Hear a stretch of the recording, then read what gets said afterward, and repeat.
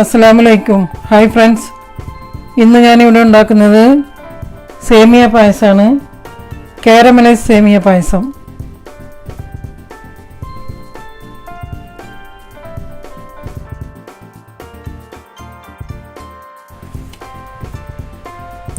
ഈ പായസം sugar caramelise ചെയ്തിട്ടാണ് ചെയ്യുന്നത്. അതുകൊണ്ട് തന്നെ ഇതിന് പ്രത്യേക ഒരു ടേസ്റ്റ് ആണ്. സാധാരണ സേമിയ പായസത്തേക്കാൾ കൂടുതൽ ടേസ്റ്റ് ആണ്.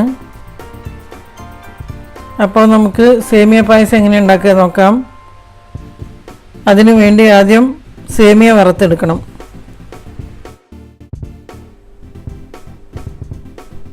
അതിനു വേണ്ടി ഒരു പാൻ അടുപ്പിൽ വെച്ച് ഫ്ലെയിം ഓൺ ചെയ്യുക.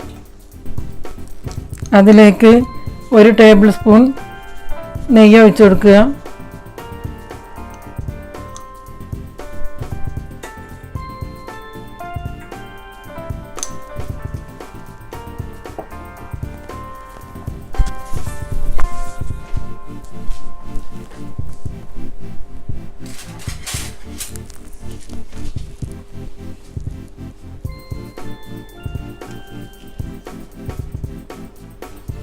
നെയ്യ് ചൂടായി വരുമ്പോൾ അതിലേക്ക് കുറച്ച് അണ്ടിപ്പരിപ്പ് ചേർക്കുക.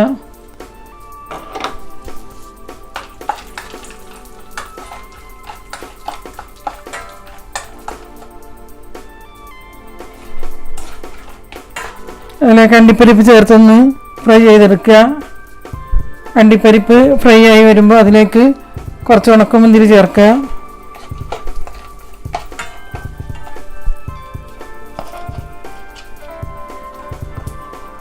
അണ്ടിപ്പരിപ്പും മുന്തിരിയൊക്കെ നിങ്ങളുടെ ഇഷ്ടം പോലെ ചേർക്കുക.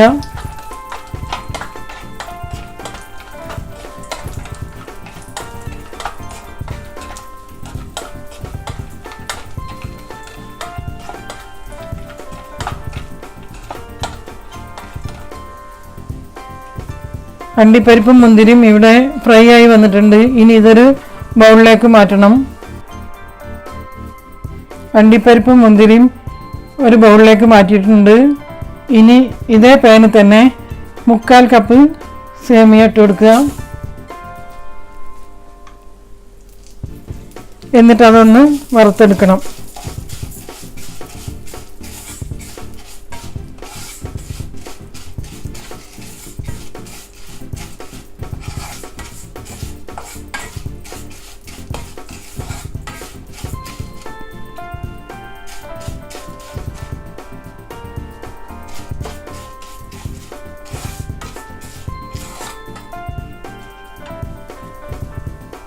സേമിയ ഇവിടെ ഫ്രൈ ആയി വന്നിട്ടുണ്ട്. ഇനി ഇതൊരു ബൗളിലേക്ക് മാറ്റാം. ഈ ചട്ടിയിൽ തന്നെ വെച്ചുകൊണ്ടിരിക്കരുത്, അപ്പോൾ കരിഞ്ഞു പോകും. അത് ശ്രദ്ധിക്കുക.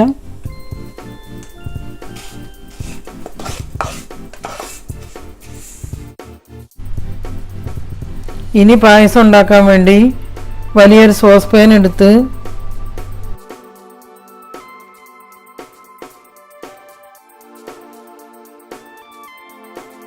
അതിലേക്ക് 1/4 കപ്പ് പഞ്ചസാര ചേർക്കുക. അതിനുശേഷം അതിലേക്ക് 2 ടേബിൾ സ്പൂൺ വെള്ളം ഒഴിക്കുക.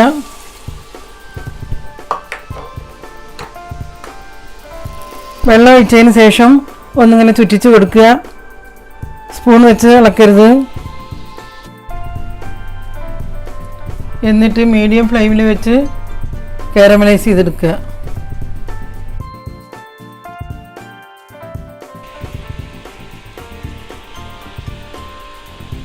ഇനി പഞ്ചസാര ഒന്ന് ബ്രൗണായി വരണം.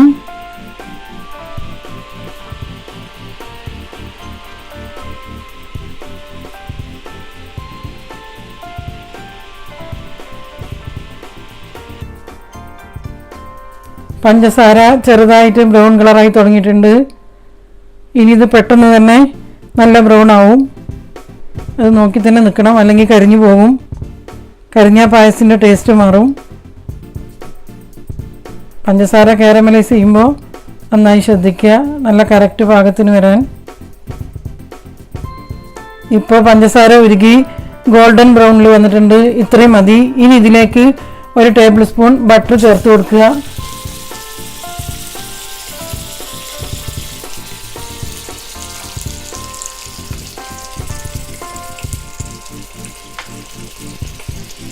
ബട്ടർ ഇല്ലെങ്കിൽ നെയ്യ് ചേർത്ത് കൊടുക്കാം. ബട്ടറാണ് കൂടുതൽ നല്ലത്.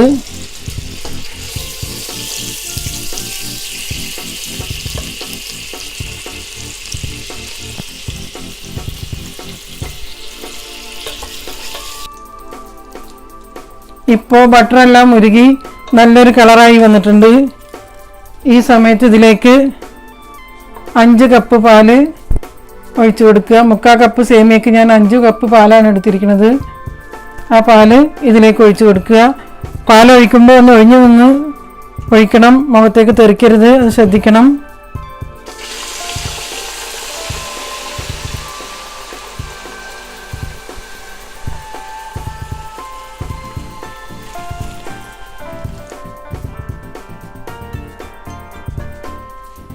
പാലൊഴിച്ച് കഴിയുമ്പോൾ പഞ്ചസാര ഇങ്ങനെ കട്ടായി കിടക്കുന്നുണ്ടാവും. അത് കാര്യമാക്കണ്ട. അത് പാല് തിളച്ച് വരുമ്പോൾ ശരിയാവും.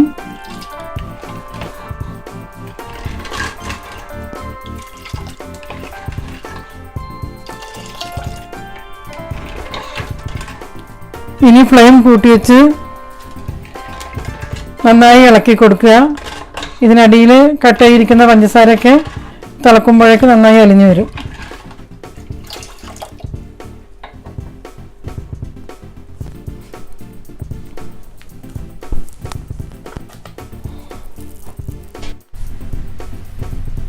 ഇനി ഇതിലേക്ക് 1/2 കപ്പ് കണ്ടൻസ്ഡ് മിൽക്ക് കൂടി ചേർത്ത് ഒന്ന് ഇളക്കി കൊടുക്കണം.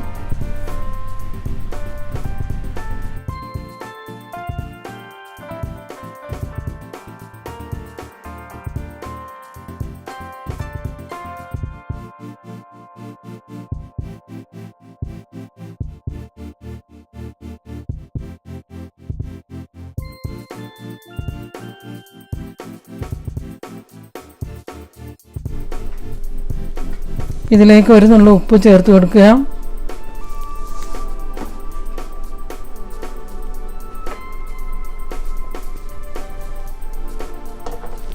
ഇനി പാലൊന്ന് തിളച്ച് വരട്ടെ.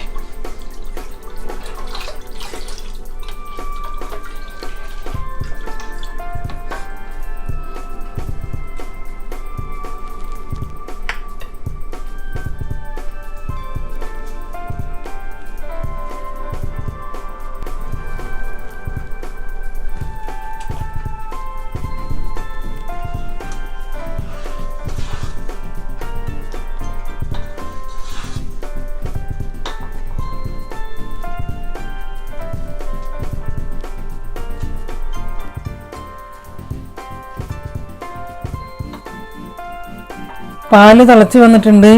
ഇനി ഇതിലേക്ക് 2 ടേബിൾ സ്പൂൺ ചവ്വരി ചേർത്ത് കൊടുക്കണം. ഈ ചവ്വരി ഞാൻ നല്ല തിളച്ച വെള്ളത്തിലോട്ടിട്ട് 1/2 മണിക്കൂർ അടച്ചു വെച്ചതാണ്. അത് ഇതിലേക്ക് ചേർത്ത് കൊടുക്കുക. ഇനി ഇത് കിടന്ന് ചവ്വരി വെന്തോളും.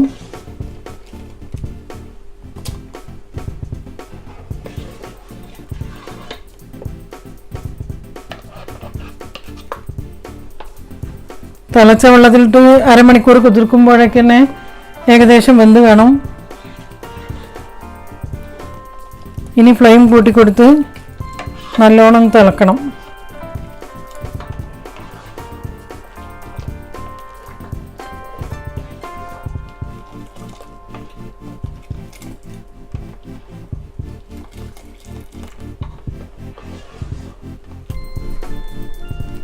ചവ്വരി കൂടിപ്പോവരുത്.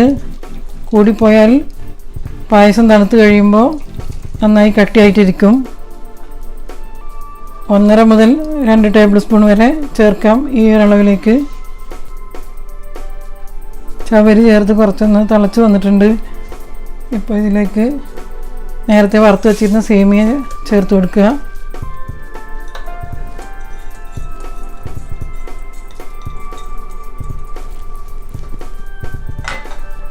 അതിനുശേഷം നന്നായി ഇളക്കുക. ചവ്വരി ഓപ്ഷണലാണ് കേട്ടോ. നിങ്ങൾക്ക് ഇഷ്ടമുണ്ടെങ്കിൽ ചേർത്താൽ മതി, അല്ലെങ്കിൽ സ്കിപ്പ് ചെയ്യാം. ഞാൻ തരിക്കഞ്ഞി ഉണ്ടാക്കുമ്പോഴും സേമിയ പായസം ഉണ്ടാക്കുമ്പോഴൊക്കെ കുറച്ച് ചവ്വരി ചേർക്കാറുണ്ട്.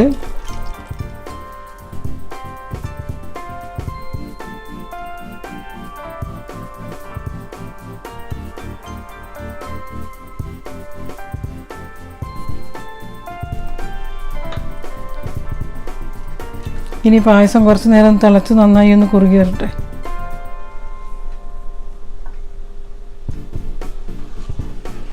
ഈ സമയത്ത് ഇതിലേക്ക് നിങ്ങൾക്കിനി കൂടുതൽ മധുരം വേണമെന്നുണ്ടെങ്കിൽ പഞ്ചസാര ചേർത്ത് കൊടുക്കാം, അതല്ലെങ്കിൽ കുറച്ചുകൂടി കണ്ടൻസ്ഡ് മിൽക്ക് ചേർത്ത് കൊടുക്കാം. അത് നിങ്ങളുടെ ഇഷ്ടം.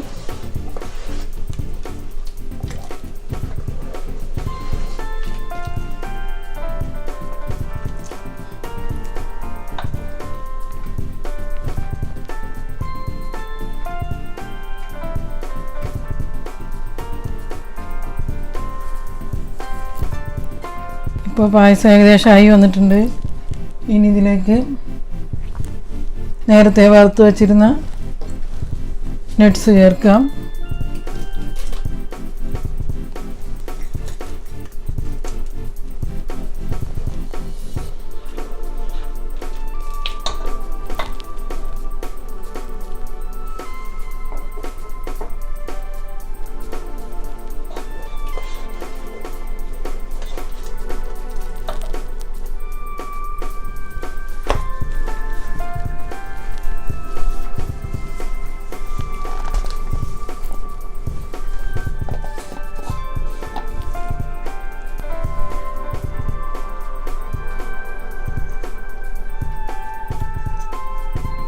പായസം റെഡി ആയിട്ടുണ്ട്. ഇനി ഇതിലേക്ക് 1/2 ടീസ്പൂൺ ഏലക്ക പൊടിച്ചത് ചേർത്ത് കൊടുക്കാം.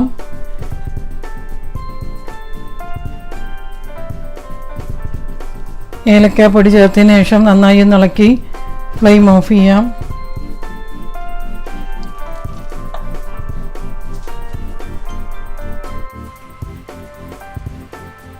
ഇനി പായസം ഒന്ന് അടച്ചു വച്ചതിന് ശേഷം കുറച്ച് തണുത്ത് വരുമ്പോൾ സെർവ് ചെയ്യാം.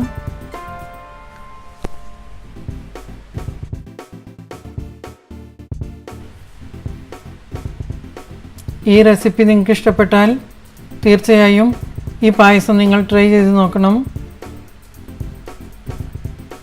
പിന്നെ ലൈക്ക് ചെയ്യാനും കമൻറ്റ് ചെയ്യാനും ഷെയർ ചെയ്യാനും മറക്കരുത്.